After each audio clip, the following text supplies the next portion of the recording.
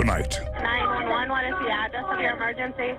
We got an active shooter in the jail garage at the Pot County Jail. We got a deputy down. So now it's a race to the guns. A WOWT 6 News special report. You already saw him shoot his partner. An inmate escapes from custody. Oh my God, my boyfriend just shot! Your boyfriend's been shot? A suspect now armed with 2 guns. A massive manhunt across state lines. Had that gun not jammed, maybe we've got a whole different situation. As a community grieves. He put himself out there every day to help protect all of us, and we don't think about that. We just don't think about that. Investigators try to figure out how he did it. Somehow he had either got a key, made a key, or picked it somehow. For the next half hour, exclusive access as investigators assemble the evidence to lock up a suspect for life. We've captured everything on video. Audio, video, photos, you name it. Pretty much from beginning to end is all captured. That never happens, does it? It never happens. Brian Mastre reports, deputy killed inside the state's case. Good evening, I'm Brian Mastre. We're coming to you tonight from Potawatomi County District Court in Council Bluffs. Jury selection was supposed to begin this morning in this courtroom for the man accused of killing a deputy. It never made it this far. 6 days ago, Wesley Correa Carminati changed his mind. He pleaded guilty this morning to everything. He'll spend the rest of his life in prison. For the next half hour, we will walk you through the prosecution's case, the one that the jury here would have heard this morning. For the last few weeks, the Potawatomi County Attorney granted WOWT 6 News exclusive access as his team prepared for trial. This is breaking news. Gunfire at the Potawatomi County Jail in the past hour. Scanner reports indicate an inmate has escaped with a gun and an officer is down. Monday morning, May 1st, 2017. The story unfolded quickly as WOWT 6 News stayed on the air for more than 90 minutes. I'm being kept a very far distance away because of just the danger of this situation. From the jail where 2 deputies had been shot. This situation is changing, and it's changing quickly. To the Council Bluffs neighborhood where the jail escapee ditched the government van and stole a woman's car at gunpoint. From the chase into Omaha, where we are getting word that that suspect vehicle has crashed. And eventual capture. He was wearing what appeared to be some sort of yellow or orange jail garb at the time. Again, they've cordoned off this entire area for several... Altogether, investigators had 4 major crime scenes to unravel. This we are getting just into our studio. Sources telling us that this is the suspect. From law enforcement to the public, everyone had questions. Just how did the suspect manage to escape? Will any of the 3 shooting victims survive? A few hours later, we received an answer no one wanted to hear. It's such a tragedy. Investigators confirmed Potawatomi County Sheriff's Deputy Mark Burbridge had been killed in the line of duty during a struggle at the jail.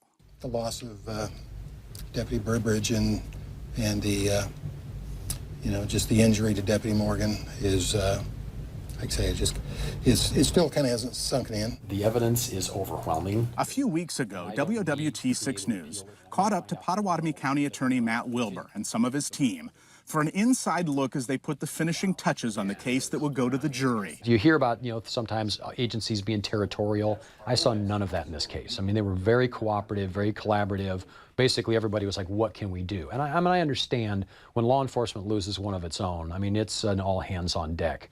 You really get a sense of how tight that family is when you see something like this. Here's the breakdown. The Iowa Division of Criminal Investigation handled the crime scene at the jail. Council Bluffs police investigated the carjackings. We're not going westbound oncoming. And Omaha police documented the evidence of the chase in Nebraska and the suspect's arrest.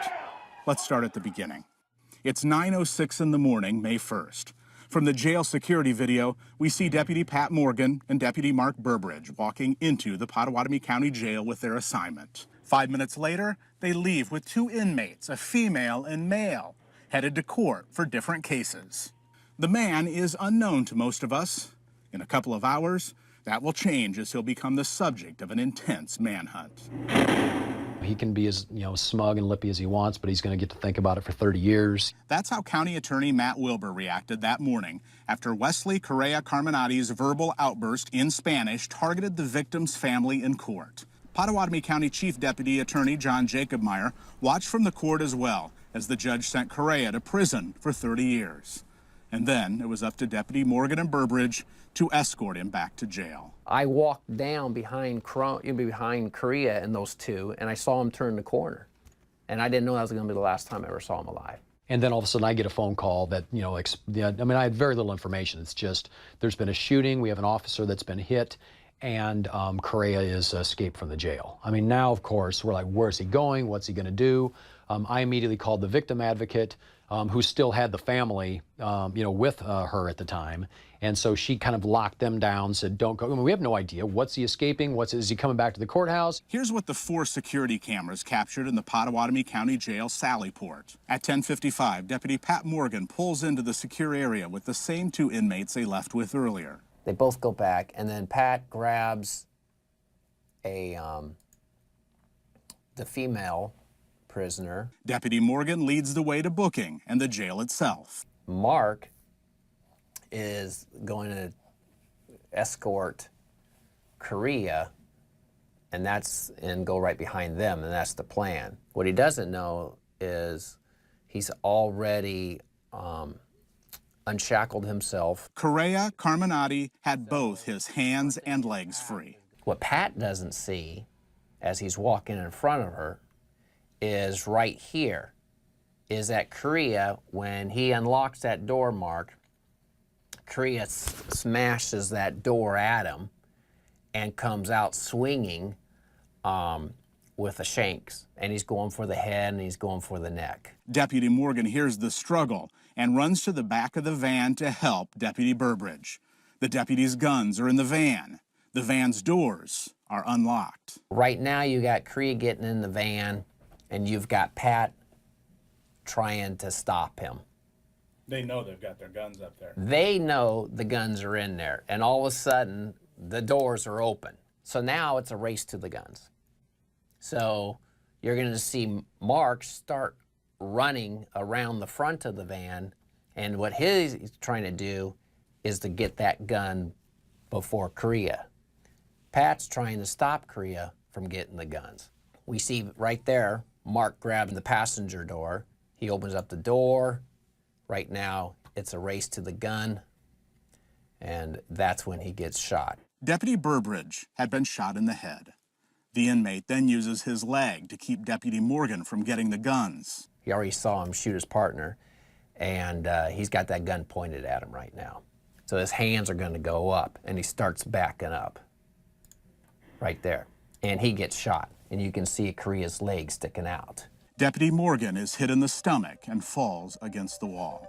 The shooter grabs the van keys off of Deputy Morgan and a magazine for the gun. Seconds later, he crashes through the garage door. The chase is on.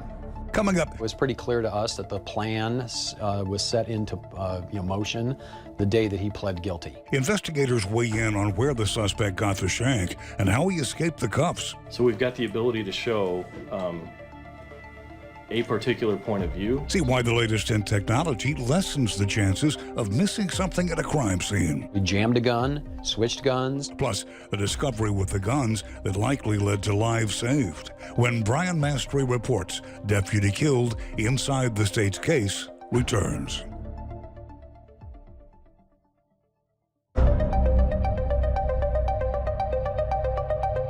What's striking about this murder is how much worse it could have been. Don't get me wrong, the tragedy of that day devastated Deputy Burbridge's family and friends, and thousands of strangers, along with the law enforcement communities around the world, grieved. But in a series of fortunate events, Correa Carminati found himself out of ammunition. After the inmate attacks one deputy with a shank, he grabs Deputy Morgan's gun, stored in the front of the van, and shoots Deputy Burbridge. He then turns the gun on Pat Morgan and fires into his stomach. Investigators say Correa pulled the trigger again. Had that gun not jammed, maybe we've got a whole different situation in the Sallyport. Suddenly, the 13 remaining bullets in the magazine are of no use to him. So the prisoner grabs Deputy Burbridge's gun in the front of the van and crashes through the garage door to freedom. From the time the suspect kicks out the steel mesh in the back of the van to when he drove through the Sallyport doors, 1 minute and 7 seconds has elapsed. 911, what is the address of your emergency? We got an active shooter in the jail garage at the Pot County Jail. An active shooter? Active shooter. He's overtaken deputy's firearm. We got a deputy down. Now he's going to pass this other vehicle right. Wanting to blend in and limit his chances to be tracked, Correa goes after a pickup passing by the front of the jail. He tries to steal Jerry Britton's ride by shooting him in the neck. Britton's girlfriend in the passenger seat called 911. 911, what's the address of your emergency? Oh my God, my boyfriend's been shot! Your boyfriend's been shot? An inmate ran that way and shot him! Remarkably, Jerry Britton survived. As for the bullet, It was still stuck in his mouth. Detective Clark, who heard the scanner call of an active shooter, jumps on a computer and turns a Council Bluffs traffic camera at a nearby intersection towards the jailbreak. He catches the suspect in the middle of the road. The stolen sheriff's van still in gear. Jerry Britton, who had just been shot, drifts into the ditch. The shooter, it turns out, was out of bullets. He popped a button, whether he did it on purpose, thinking it was a safety, or whether or not he just accidentally gripped it, but he dropped the mag, and then all of a sudden he's got one bullet in the chamber, and then it's an empty gun. The one bullet in the chamber was used on the pickup driver. The drop magazine, full of ammo, was later found by investigators in the middle of the intersection. Wesley Correa Carminati keeps the gun and continues to use it as a threat. After all, only he knew it was out of bullets.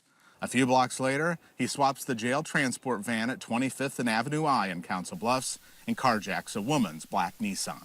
Then figures out it's a stick shift and he can't drive a manual, and then kind of orders her back in. She kept her cool, you know, kind of helping talk him through the process of learning how to drive a stick shift while he's holding her at gunpoint, you know, for a period of time. I mean, it's pretty amazing, you know, even then that she was allowed, you know, got herself talked out of that vehicle. After a terrifying ride, she got out near this Omaha liquor store at 30th and Laurel. Soon, I am behind the car. I am in pursuit. Omaha police pick up the trail of her stolen sedan on 30th Street. 75 miles per hour. As the escaped inmate approaches Cummings Street, our Mike McKnight spots the chase. Little did he know the action would come back to him. Correa zips westbound on Cumming, reaching 90 miles per hour, only to make a U-turn at Saddle Creek. He's coming back, and Omaha police are ready with stop sticks. No longer with 4 good tires, Correa cannot navigate the turn onto the Interstate 480 ramp and slams into the wall. It's over. Driver in the car! Come out the car with your hands up! Correa eventually complies and gets out. Had you know, he not dropped that mag, maybe we've got a problem. We've got to shoot out as he gets you know, apprehended in Omaha. Coming up. And it was going to be a very difficult case for us just to get through logistically and emotionally. Prosecutors explain why they didn't go after a harsher sentence and the disturbing words the suspect wrote after his arrest when this WOWT 6 News special report returns.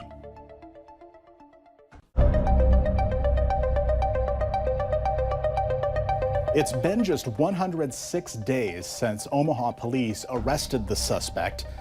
That is a remarkably short period of time to go from an arrest to a sentencing in capital murder. But even if investigators had extra time to investigate, we may never know some of the details, and it all starts with the escape. He pretty well confessed everything. The one thing he did not want to give up was how he got out of the shackles. You can still see the handcuff belt on him, but his hands are free now. And it's my own speculation. I believe he just viewed that as that's information he may find useful in the future and didn't want to tip people off, you know, to that. Did he somehow get a key? Or did he pick the lock? I've got a shank here. And how did Correa get this? Investigators assumed the shank that he went after Deputy Burbridge with was hidden in his hair. After the arrest and transfer to the Woodbury County Jail in Sioux City, Correa left a message bragging about what had happened. Wrote some graffiti on the wall. I think his first day in, you know, they've got him in isolation, of course. And first day in, wrote some graffiti, something like Wesley, cop killer, you know, on the wall of his, you know, of his cell. Before he decided to plead guilty to all 12 charges, The Potawatomi County attorney told his team that this would be their first case to highlight a recently purchased technology. It's a high-tech laser 3D scanner that takes something like, I don't know, 50,000 shots, points of information a second. I mean, it's phenomenally fast. And so it'll map a scene really in complete 3D. But they had to learn it fast. We were really in the middle of training on that when this incident happened. We use the evidence tent. The Omaha Police Department's crime lab had experience with the 3D scanning. So that's something to consider, whether you only want to use it for closing arguments or whether you want to use it as a case delivery vehicle. So it helped the Council Bluffs Police Department and the Potawatomi County Attorney's Office get up to speed. The evidence is overwhelming. It is. And I don't need to create an appeal issue with new technology, I don't think. After all, at this point, the trial was less than 2 weeks away. It allows us to get into a scene, fully map it, and get out pretty quick. I mean, if you miss something, it's there. It does not matter. It is captured, its place, its location. You can measure distances. We've captured everything on video. Audio, video, photos, you name it. Pretty much from beginning to end is all captured. That never happens, does it? It never happens. Because of that, the 3D scan allows prosecutors to easily assemble the case on computer. Our department's learning it, we're learning it, and we're teaching the judges. I mean, I think that this is a good chance maybe to kind of baby step it in. I was a film major, so I have always done storyboarding. The idea was to walk a jury through all the elements, from the jailbreak to the capture and all parts in between. So the trial is going to be scenes, selected scenes, and the closing argument is literally going to be a movie. So I've got 8 to 10 videos I need to put in. I have 3 to 4 dispatch/911 calls I've got to be put in. And then I have all my still shots, which I started out with over 1,000 some photos, thousands actually. And I'm going to whittle them down to around 100 or so. But with no trial now, consider it a practice run for the next case. I'll ask jurors when we're picking the jury, what kind of evidence would you like to see, in a murder case? And I'll just start, kind of asking them, well, how about you? And they're like, I'd like a murder weapon. I want a confession. I'd like it on video. I wish there were eyewitnesses. I'd want to see DNA. I mean, we literally had every single one of those, in this case. With such strong evidence, we wondered why the state didn't go after a death sentence. While Iowa does not have the death penalty, Correa could have been tried and sentenced under the federal death penalty. The problem? Because he was sentenced for a different crime in state court before he killed Deputy Burbridge, the feds would have to wait until he served that sentence, 30 years, before the death penalty phase would even begin. I want to admit to a little bit of selfishness on behalf of not maybe just me, but on behalf of our entire system here. I mean, this is a case that hit us personally, and we really personally wanted to be able to prosecute it. I think it meant a lot to the folks that are local, that they knew that they've got, friends that are looking this case over and making sure that it gets treated right.